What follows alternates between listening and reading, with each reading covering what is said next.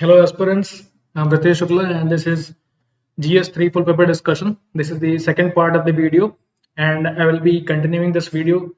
I have been explaining in each and every video that the portion that we are covering here is basically because we are presenting the answer format, what kind of answer you should present regarding the questions that has been asked in the mains examination, and the answer structure is will be very much useful to you. How the answer should be presented, what will be the introduction, what will be the body part, what will be the conclusion, why these three are mandatory. All these things are discussed, and whenever you are writing the answer, few of anecdotes are being also told to you when you are seeing the video.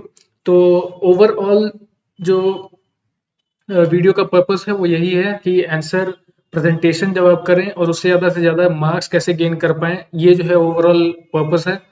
और जो question होता है उसको जो है with in word frame, with in word limit कैसे लिखा जाए, वो भी एक आर्ट ही होता है। तो उसको जो है हम बताने की कोशिश कर रहे हैं थ्रू ऑल दीज वीडियोस। तो मैं यहाँ से कंटिन्यू करता हूँ सेकंड पार्ट। और अगर आपको पहले के वीडियो देखने हैं तो आप GS1 से GS1-2 दोनों ही वीडियो अपलोडेड हैं, GS3 के भी वीडियोस अपलोडेड हैं, you can see from there. Okay, तो सबसे पहला क्वेश्चन मैं यहाँ पे पुटअप करूंगा, what is radio carbon dating, how is carbon 14 produced, what are other types of dating method developed to recognise age of species. This is not a very twisted format, twisted question नहीं है ये। ये जो है बिल्कुल straight question ही है। पिछले 2-3 video से मैं बिल्कुल भी स्ट्रेट क्वेश्चन ही ले रहा हूँ ताकि जो है उनके आंसर प्रेजेंटेशन का आपको एक स्ट्रक्चर जो है बता पाऊँ।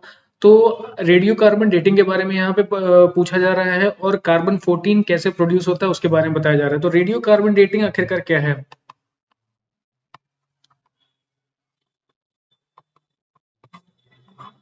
Radio carbon dating, okay. तो अब क्या होता है कि ऐसे बहुत सारे एलिमेंट्स हैं जो कि रेडियो एक्टिव होते हैं, और वो जो रेडियो एक्टिव एलिमेंट होते हैं उनका बहुत ही लंबे टाइम तक का एक प्रोसेस होता है डीके होने का। वो पूरी तरह से एक ही बार में खत्म नहीं हो जाते, बहुत ही लंबे अरसे तक वो जो है डीके होते रहते हैं।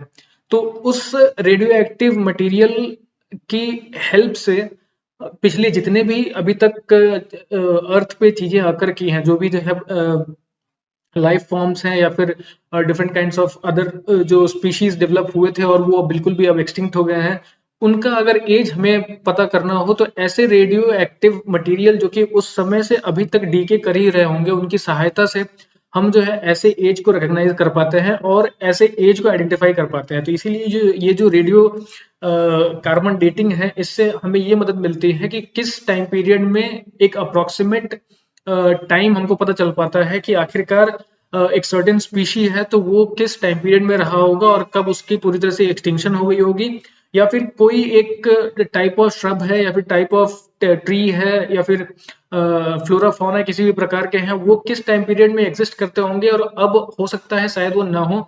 तो ये जो ओवरऑल जो टाइम पीरियड्स हैं, जो भी अर्थ की जो टाइम पीरियड है उसमें कब लाइफ की एग्जिस्टेंस की बात होती है और लाइफ के एग्जिस्ट होने के बाद जो सर्टेन चेंजेस आए हैं उन सबको कैसे हम रिकॉग्नाइज कर पाएंगे, कैसे आइडेंटिफाई कर पाएंगे, उसको radio active radio carbon dating के थ्रू आइडेंटिफाई किया जाता है। ये एक तरीका है जिससे कि हम और ज्यादा जानकारी ले सकते हैं और उस जानकारी से हम चीजें और कन्वर्ट कर सकते हैं। ठीक है, तो ये कार्बन 14 आखिरकार क्या है? तो carbon 14 it does not exist in a free fall format. ठीक है, कार्बन 14 जो है फ्री फॉल फॉर्मेट में एनवायरमेंट में नहीं होता। केवल C12 और C13 की ही प्रेजेंस है और C12 भी यही से केवल अबंडेंस में है एनवायरमेंट में, and C13 is for around 1% only. ठीक है, C14 is not there. C14 तब प्रोड्यूस होता है जब बाहर से जो कॉस्मिक रेज होते हैं वो जब आके टकराते हैं हमारे एनवायरमेंट में, और जो न्यूट्रॉन्स होते हैं वो नाइट्रोजन में जब टकराएंगे तब जाके C14 बनता है। ठीक है, C14 के बनने का तरीका क्या है? कॉस्मिक रेज जो भी सन से आती है वो उनके जो न्यूट्रॉन्स होते हैं वो नाइट्रोजन से टकराते हैं और उसके बाद C14 को वो प्रोड्यूस करते हैं। ठीक है, तो C14 बहुत ही लेस मात्रा में जो है प्रोड्यूस होती है, और ये जो नाइट्रोजन है ये बहुत ही अबंडेंस है, अबंडेंट मात्रा में है पृथ्वी पर। तो ये जो अर्थ पे जो ये नाइट्रोजन गैस है जो अबंडेंस मात्रा में है, उससे न्यूट्रॉन टकराने के बाद कार्बन 14 जो प्रोड्यूस होता है, ये डायरेक्टली और इनडायरेक्टली किसी न किसी प्रकार से एनवायरनमेंट में आके मिलते हैं, और ये जो एनवायरनमेंट में मिलने के कारण जो यहाँ पर स्पीशीज हैं, जैसे कि अगर ट्रीज हैं, और तो मैं इसको डिलीट कर देता हूँ।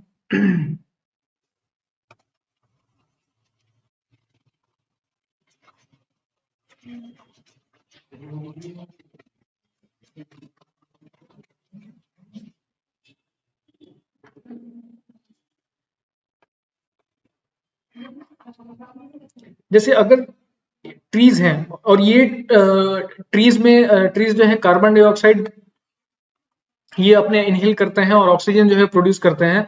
तो अगर ये कार्बन डाइऑक्साइड अगर ये इनहेल करते हैं तो इसके साथ C14 के भी आने के चांसेस हैं, और ये जो ट्री है इसको कोई एनिमल खा लेता है, और ये खाने के बाद इसके अंदर भी C14 जो है प्रोड्यूस हो जाती है। ठीक है, C14 ये भी सस्टेन कर लेते हैं, लेकिन क्योंकि इसका खुद का टाइम पीरियड है और ये एक सर्टेन टाइम पीरियड के तहत ही लाइफ फॉर्म में रहता है, जब ये एग्जिस्ट करना बंद कर देगा, जब ये डिमाइज कर जाएगा, जब इसकी डेथ हो जाएगी, उसके बाद से जो ये C14 होता है इसका प्रोडक्शन या फिर किसी भी प्रकार से इसका सस्टेनेंस खत्म हो जाता है, और ये फिर डीके करना शुरू होता है। और जब ये डीके करना शुरू होता है वो वापस नाइट्रोजन फॉर्मेट में कन्वर्ट होने लगता है। जब ये नाइट्रोजन फॉर्मेट में होने लगता है तो ये बहुत ही स्लो रेट पर कन्वर्ट होता है, बहुत ही स्लो रेट पे, बहुत ही धीमी गति से ये जो है कन्वर्ट होता है नाइट्रोजन में, जिसको बीटा डीके कहते हैं। बीटा डीके होता है नाइट्रोजन में, और ये जो स्लो डीके है, इस ये जो है अराउंड 5000 समथिंग ईयर्स तक भी हो सकता है, ये जो है हाफ साइज ही है।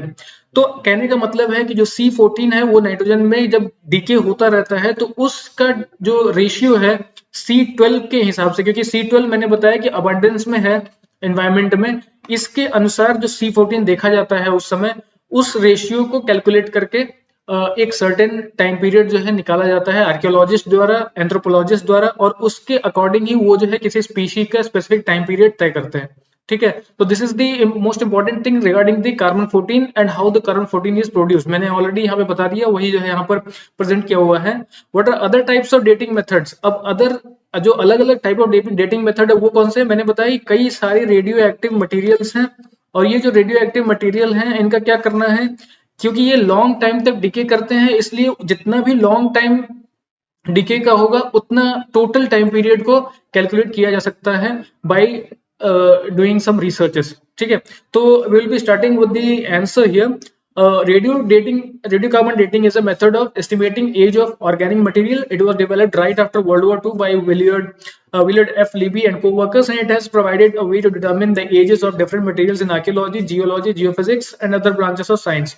ठीक है, if you do not want to write this, it's comfortably fine. आपको ये रिकॉग्नाइज करने की जरूरत नहीं है, आपको केवल बताना है रेडियो एक्टिव डेटिंग आखिरकार कब से शुरू हो गई थी। Some examples of the types of material that radiocarbon can determine the ages of are wood, charcoal, marine, fresh water shell, bone and antler, peat and organic bearing sediments. ठीक है, ये कुछ एग्जांपल्स हैं जिनके जो है रेडियोकार्बन से as पता किए जा सकते हैं, वुड के, चारकोल के, मैरिन के। Now, age determination can also be obtained from carbonate deposits such as calcite, dissolved carbon dioxide, and carbonates in ocean, lake and groundwater sources. यानी कि जितने भी आपको जो भी मटेरियल मिलेंगे अर्थ पे, और वो जो कंप्लीटली अगर डिमाइज हो गए हैं, जैसे कि वुड है ये ट्री से कट के अलग हो गया है, और इसमें जो भी कार्बन डाइऑक्साइड की प्रेजेंस रही होगी, जिसमें C14 का काफी ज्यादा मात्रा रहा होगा, वो जो है स्लो डिके जब करता है तो उसको जो है आइडेंटिफाई किया जाता है और उसके टाइम पीरियड को रिकॉग्नाइज कर लिया जाता है। That is the radiocarbon dating process. ठीक है, now we will be knowing about how carbon 14 is produced. Cosmic rays enters Earth's atmosphere in large numbers every day, and when one collides with an atom in the atmosphere, it can create a secondary cosmic ray in the form of an energetic neutron. When these energetic neutrons collide with a nitrogen 14, 7 protons, 7 neutrons atom, it turns into a carbon 14 atom and a hydrogen atom. तो ये जो है तरीका है, जैसे मैंने बताया कि न्यूट्रॉन्स जो है आकर टकरा जाते हैं नाइट्रोजन में, और नाइट्रोजन में टकराने के बाद कार्बन 14 को वो जन्म देते हैं। ठीक है, since nitrogen gas makes it up to 78% of the earth's air by volume, a considerable amount of carbon 14 is produced. क्योंकि नाइट्रोजन बहुत ही अबंडेंस मात्रा में है, इसलिए C14 भी काफी अबंडेंस मात्रा में प्रोड्यूस हो जाती है। ठीक है, Now, the carbon-14 atoms combine with oxygen to form carbon dioxide, which plants absorb naturally and incorporate into plant fibers by photosynthesis. Animals and people take in carbon-14 by eating the plants. As I already told you, trees को जो है वो कुछ animal जो है ईट कर लेते हैं, और एनिमल जब ईट करते हैं तो ये कार्बन-14 इनके पास ट्रांसफर हो जाता है, और जब ये डेथ कर जाते हैं तो वो कार्बन-14 स्लोली डिके करता है या फिर बीटा डिके करता है इन नाइट्रोजन। ठीक है, the ratio of normal carbon to carbon 14 in the air and all living things that at any given time is nearly constant. Maybe 1 in a trillion carbon atoms are carbon 14. Both carbon 12 and carbon 13 are stable, but carbon 14 decays very weak beta decay to nitrogen 14 with half life of approximately 5730 years. After the organism dies, it stops taking in new carbon. जब organism जो है खत्म हो जाता है तो new carbon वो automatically नहीं लेते, इसलिए जो स्लो डिके होता है वो जो है नाइट्रोजन में कन्वर्ट होता है। ठीक है, you series dating including a number of methods each based on different uranium isotopes decay rates. The uranium thorium method is often helpful for dating finds in the 40,000 to 500,000 year old range, too old for radiocarbon but too young for potassium argon argon argon.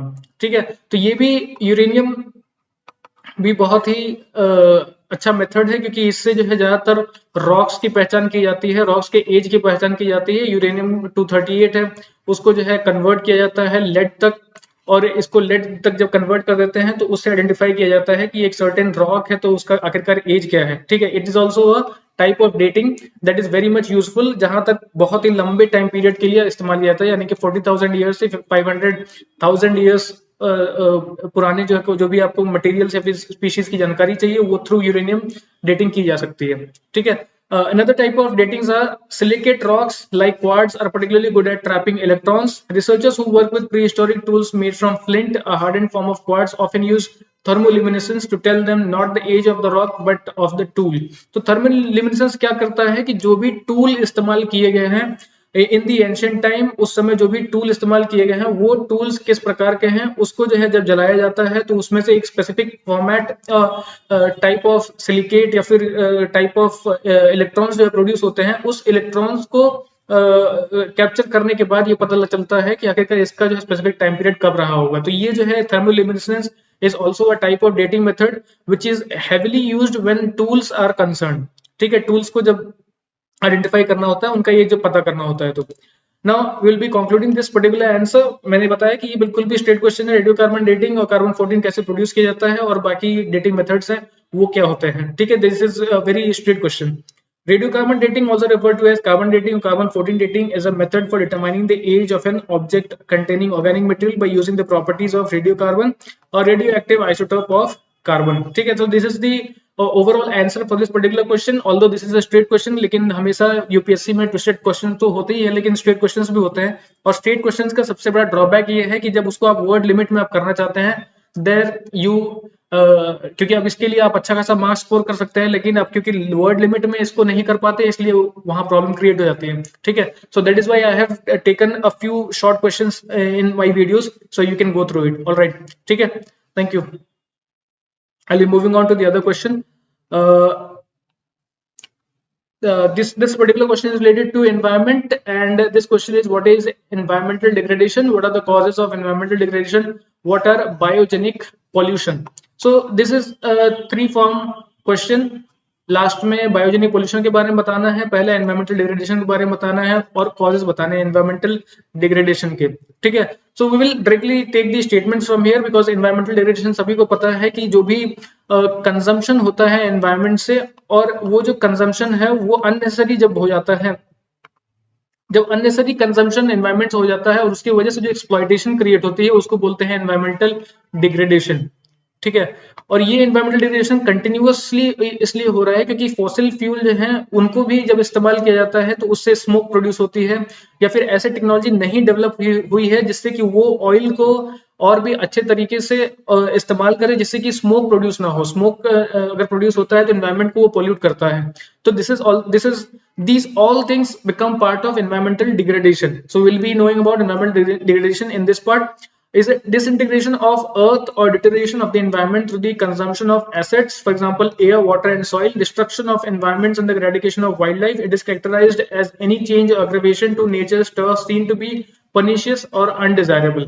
ठीक है, अब ये जो भी changes environment में अकर कर जाते हैं because we are consuming things from the environment itself, but because the exploitation and because the unnecessary damage and wastage that comes out of the consumption, those things become very problematic and those are actually degrading the environment, which अगर किसी specific rate पे अगर इसको recognise किया जाए तो उससे हम समझते हैं कि जितना हम प्रोड्यूस कर रहे हैं उससे ज्यादा हम डैमेजेस क्रिएट कर देते हैं, जिससे कि जो अर्थ की जो ओवरऑल एज है उसको और कम कर दिया जा रहा है। ठीक है, so that becomes problematic for the future of the earth itself. Now, what are the causes of environmental degradation? The first is social factors. Population is an important source of development, yet it is a major source of environmental degradation when it exceeds the threshold limits of the support system.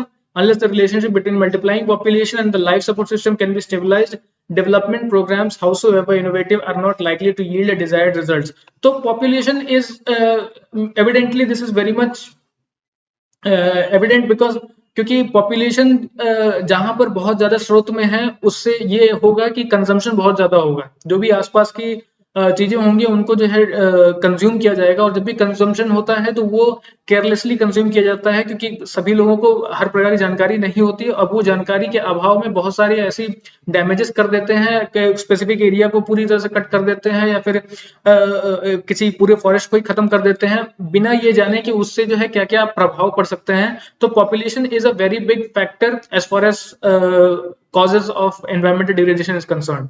ठीक है, now about economic factor, to a large extent economic degradation is the result of market failure, that is non existent और poorly functioning markets for environmental goods and services. In this context, environmental degradation is particular case of consumption or production externalities reflected by divergence between private and social costs।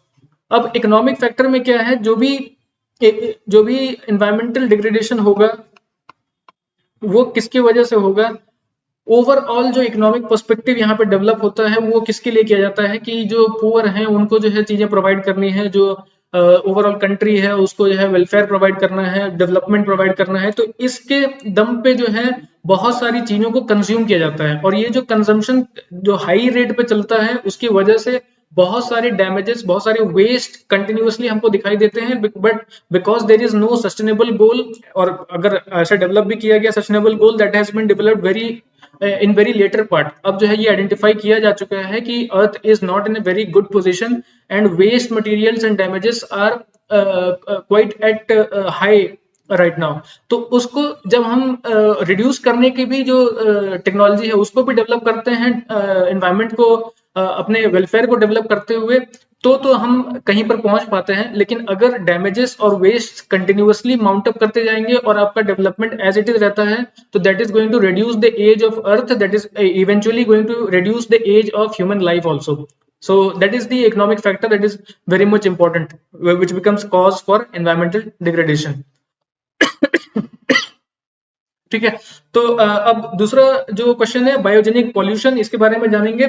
तो biogenic pollution क्या है, ये जो dust के कारण जो एक specific kind of pollution, smoke या स्मॉग भी कह लेते हैं उसको, जो प्रोड्यूस हो जाता है उसको कहते हैं बायोजेनिक पॉल्यूशन। ठीक है, pollution from natural sources are termed biogenic pollution. One of the most common natural pollutant is dust. अब ये कौन सी डस्ट की बात हो रही है कि एग्रीकल्चरल जो फील्ड होते हैं जहां पर एग्रीकल्चर बहुत अच्छे तरीके से ग्रो नहीं करता, वहां पर जो है क्रॉप्स बहुत अच्छे से ग्रो नहीं करते, लेकिन वो बिल्कुल प्लेन फील्ड होते हैं, और उस प्लेन फील्ड में जो माइन्यूट फाइन आर्टिकल्स होते हैं वो because of the heavy wind blowing वो जो है एक सर्कुलेशन फॉर्मेट में जाते हैं डस्ट को लेके, और वो डस्ट जो है एक बहुत बड़ा अपना क्षेत्र लेकर और वो थ्रू आउट अदर एरियाज में जहां पे ह्यूमन पॉपुलेशन होगा वहां पर छत जाते हैं जाके। So that becomes very problematic for the local people. So biogenic pollution is happens because of the dust. Alright, now dust is a result of weathering by wind. It blows from areas with very little vegetation, creating haze that reduces visibility.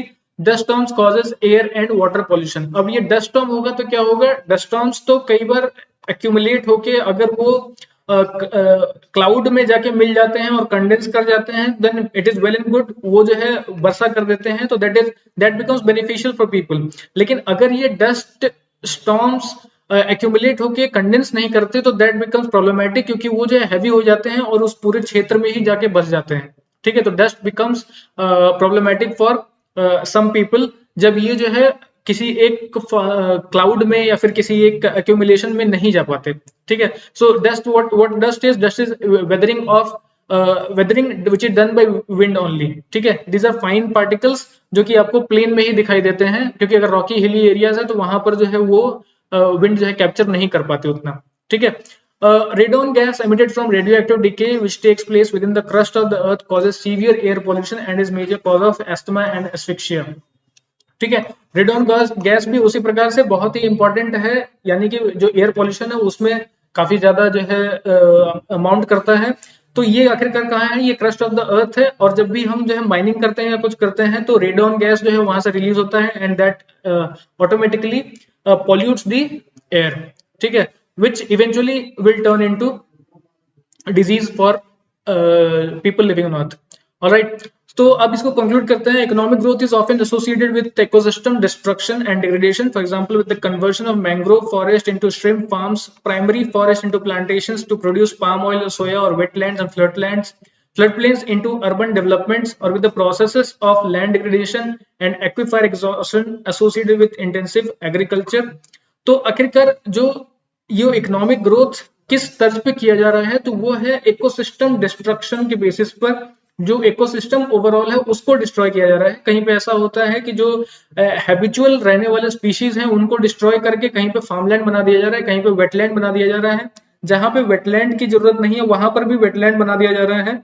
That the weather at a particular place जहां पर किसी एक specific wetland को allow नहीं करता, वहां पर अगर वेटलैंड बना दिया जाए तो that will eventually affect and that will impact those all the environment. तो उसकी वजह से कुछ अननेसेसरी चीजें आकर करने लगती हैं which will eventually cause the later coming ages of the earth. तो इवेंचुअली अब जो इकोनॉमिक पर्सपेक्टिव के थ्रू जो भी एनवायरमेंट को हम जो है पूरी तरह से काट रहे हैं, खत्म कर रहे हैं, that is going to impact hugely later on in the coming periods. ठीक है, this is the overall answer for this particular question. ये भी क्वेश्चन जो है काफी छोटा ही था, लेकिन इसका जो आंसर प्रेजेंटेशन है वो भी बहुत ही क्रिस्प होना चाहिए और शॉर्ट फॉर्मेट में होना चाहिए, ताकि you get marks from all the statements that you are putting out। Okay, so this will be now for this particular video. I'll be continuing with this video in the next part। Okay, so thank you for watching this। Stay home, stay safe and keep learning।